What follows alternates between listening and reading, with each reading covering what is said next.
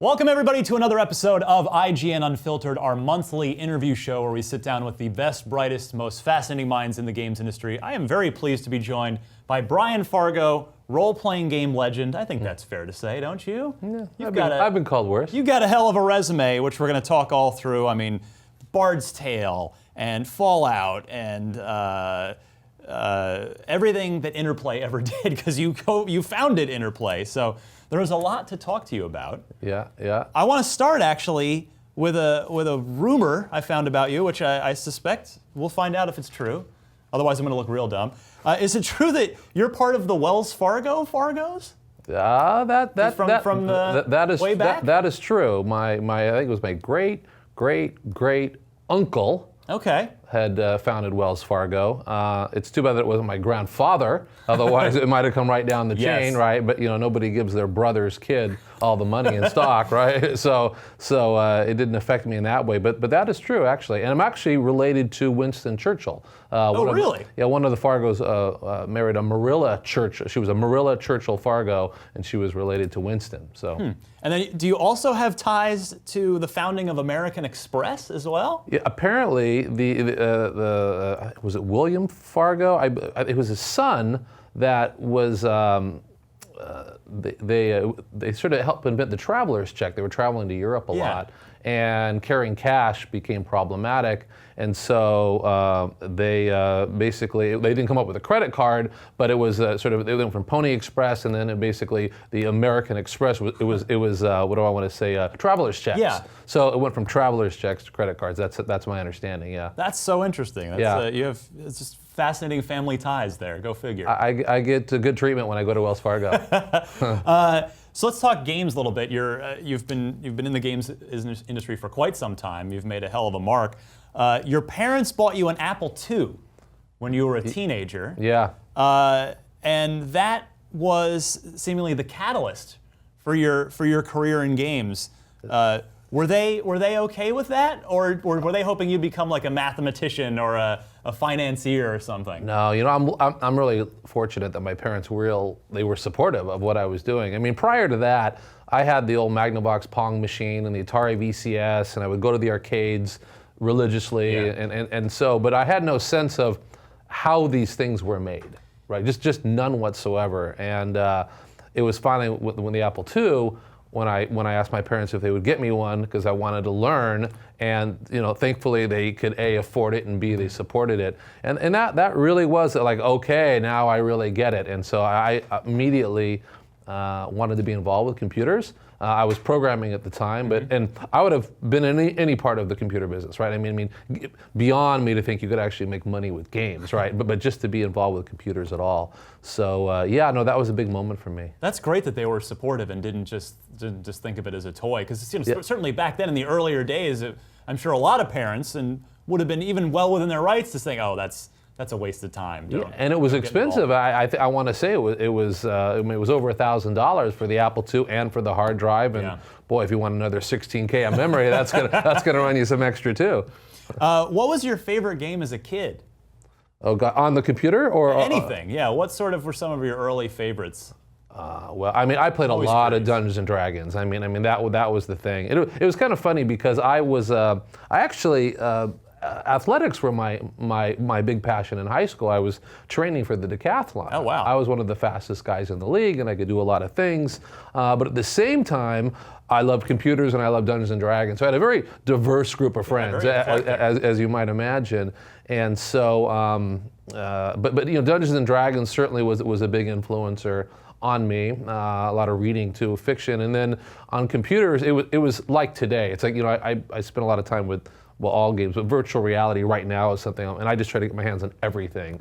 And so back at the time on the Apple II, it was the old Sierra games, it was the old Scott Adams text adventures. I remember there was a game called like Computer Bismarck or something. It was a strategy game where you'd make a move and the computer would take 2 hours for it to make its turn, and you'd come back and hope that it didn't crash. And so I played everything I could get my hands on. Now, Fergus Urquhart was in here doing this show, and he said the same thing. He was a big pen and paper D&D guy as a kid. Yeah. Does that, and Do you figure that's probably not a coincidence that you ended up heavily involved in computer role-playing games after being a D&D guy? Yeah, absolutely. Yeah, I mean, because that's where we got all of our great thrill, and we'd stay up all hours of the night playing this thing, and of course there was the social part of it, but there was also the rules, and I always found the rules fascinating. And in part, I always thought I always thought law would be interesting too, because I always felt like we were always like pulling the spell book out and say, well, I have a 20-foot cone of silence. Yes, but I casted this spell to overcome it. And we're like, like legal scholars looking through,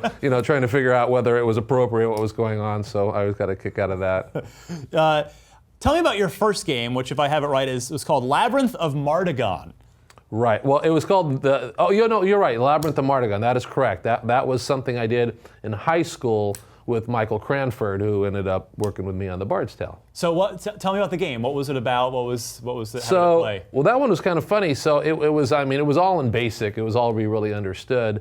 And what that was is I'd make this room, this kind of simple puzzle room, where I think it was just a series of choices of 1, 2, or 3, or yes or no, and then you'd have to figure out how to get out of the room. Well, Michael, his parents didn't buy him a computer, so I would give him the computer, and he'd take it home for days, and he'd do his room. Right, and then he'd bring it back, and I'd try to solve his. And we went back and forth all summer, and we put all the rooms together and put it into a packaging. And I just sold a few here and there. How cool is that? Yeah. So did you even intend for it to turn into a product that you would do something with, or was that just sort of organic of you guys going back and forth? It was really just the organic going back and forth. That I thought, well, let's try to mix the two together, and it was a mishmash of stuff. But it was.